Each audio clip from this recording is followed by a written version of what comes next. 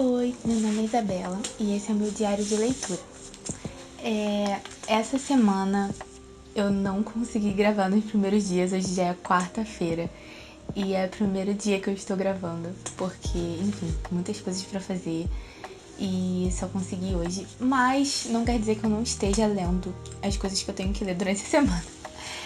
Hoje eu terminei de ler O Alienista, que é um conto do Machado de Assis, que eu tava lendo para o Clube do Livro do Diálogos, que é o meu Instagram de livros. Inclusive, se você quiser saber um pouquinho sobre o Diálogos e sobre o nosso Clube do Livro, é só você entrar no nosso Instagram, que vai ficar aqui embaixo. E o livro desse mês é O Alienista e eu, deixei pra última semana pra ler, mas eu li, é bem rápido e, assim, é uma leitura bem divertida. Ele é um livro bem cômico.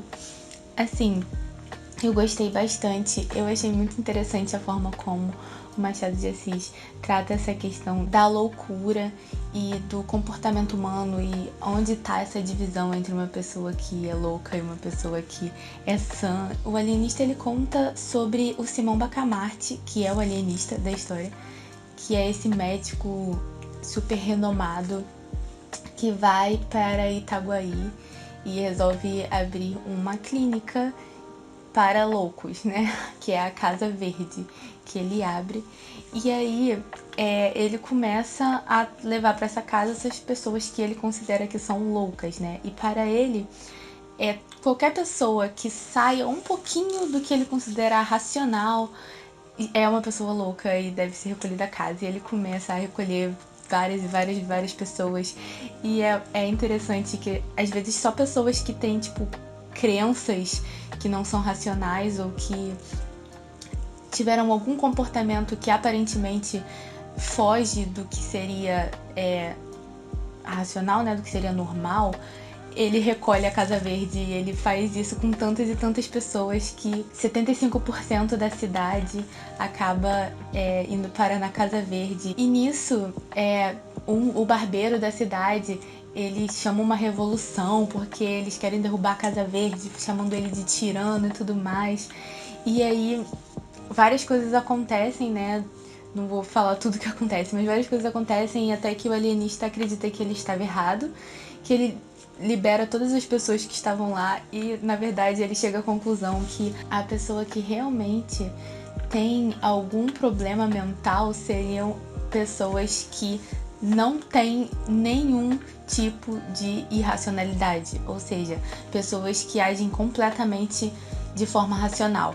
E aí ele começa novamente a buscar todas as pessoas que são muito modestas, que são muito boas ou que são muito íntegras, pessoas que demonstram um bom caráter. Ele acredita que isso, na verdade, é um problema, entendeu? Que essas pessoas têm. E aí ele começa a recolher todas essas pessoas pra casa e é realmente muito engraçado a forma como tudo acontece. Faz muitas alusões a personagens históricos, a acontecimentos históricos, a personagens bíblicos também. Mas aí ele faz toda essa questão de trazer essas outras pessoas pra Casa Verde, até que no final das contas, e isso não é um spoiler, porque um livro de 1880 e pouco não é mais spoiler. E aí no final ele chega à conclusão que, na verdade, a única pessoa que era completamente racional e não tinha nenhum tipo de desvio de integridade e racionalidade era ele próprio. Então ele se recolhe à Casa Verde e fica lá por alguns meses até que ele morre lá dentro. E assim, é muito cômico, porque você começa a achar que ele é maluco já no início da obra, mas na verdade ele se considera maluco por uma coisa totalmente diferente do que eu estava pensando. Porque pra mim ele justamente era maluco por ser tão vidrado, tão obcecado pela ciência como ele era, e por acreditar que metade da cidade, mais da metade da cidade era louca. Então, tem muitos personagens engraçados nesse conto que passam por episódios que você fica se perguntando o que tá acontecendo. O conto ele se passa no Brasil colonial, mas A ambientação dele, apesar de ser em Itaguaí, é engraçado porque não parece algo muito real, né? Não parece um lugar, os acontecimentos que aconteciam lá, não parece algo que seria real, sabe? Então é um pouco mítico pra mim, ficou um pouco como se fosse um lugar que não existe de verdade, né? Mas só na imaginação, mas é muito divertido. O conto ele é contado como se fossem registros de uma coisa que aconteceu há muito, muito tempo atrás. E eu super recomendo a leitura, é Machado de Assis, ele é incrível. E é muito rápido também, porque é só um conto. Então, leiam O Alienista. Agora que eu terminei de ler esse livro, eu não sei se vai dar tempo de eu terminar mais algum até o fim dessa semana, porque eu tenho bastante coisa pra fazer. Eu provavelmente vou ler alguma graphic novel ou algum mangá, que eu já tenho aqui uma listinha pra ler ainda. Ou eu vou continuar, provavelmente também vou continuar, a leitura de Novembro de 63, que eu falei 2 semanas atrás e eu ainda não terminei. Mas eu quero terminar no máximo até o início de dezembro, então estou torcendo para conseguir terminar.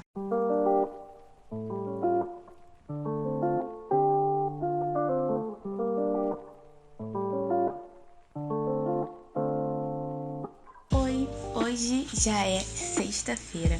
Eu não consegui vir aqui ontem para falar com vocês, mas hoje é sexta-feira e eu vim atualizar como estão as minhas leituras da semana. Bom, como eu falei, eu ia ler um mangá ou uma graphic novel, eu acabei pegando um mangá que eu já tô lendo há um tempo e que eu tô indo devagarzinho. Eu geralmente leio mangá muito rápido, na verdade, mas eu tô indo devagar porque é uma história que eu gosto muito, então eu tô tentando fazer durar o máximo possível, que é Fruits Basket, o primeiro volume, né? Ele tá grandinho porque nessa nova edição que eles fizeram de colecionador, acho que eles juntaram 2 volumes do antigo, 2 ou 3, não tenho certeza, em um só, né? Então, essa daqui é a jacket, é a capa dele sem a jacket, é assim. O que falar de Fruit Basket? Essa é uma história muito importante pra mim. Eu assisti primeiro o anime, que eu já assisti todos os episódios 2 vezes e tô esperando lançar o final, que ainda não lançou, deve lançar no que vem, eu espero. Essa história é um shoujo e ela conta a história da Toru, né, principalmente, que é essa menina que ela já sofreu um monte de coisa na vida dela e ela tá assim sozinha porque a mãe dela morreu, ela tava morando numa cabana e tudo mais. E ela acaba muitas coisas acontecem, ela acaba indo morar com os Soma, né? Com 3 deles, na verdade, porque é uma família muito grande. E a questão desses Soma, que é essa família, né? Eles se transformam, 12 deles, na verdade, se transformam nos animais do signo de zodíaco. É uma maldição que tem. E assim, pode parecer meio bobinho, mas é uma história extremamente impactante, assim, pra mim, porque todos os personagens, eles me fizeram me envolver muito com eles. Eles são personagens que têm traumas, que têm situações para lidar na vida, muitas inseguranças, traumas e inseguranças diferentes, que eles lidam de formas diferentes.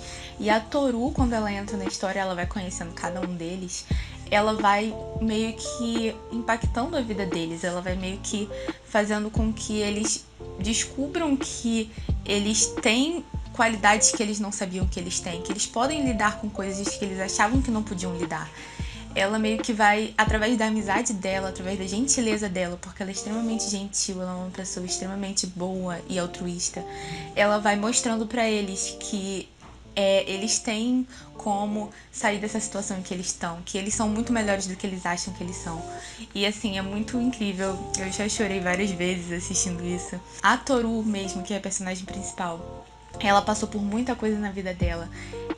E ela sempre vê tudo da melhor forma possível, ela sempre procura ver o melhor lado, ela é extremamente agradecida por tudo que ela tem. Ela te dá uma lição de como ser agradecido na sua vida, apesar das coisas ruins, e sempre olhar para as coisas boas, né?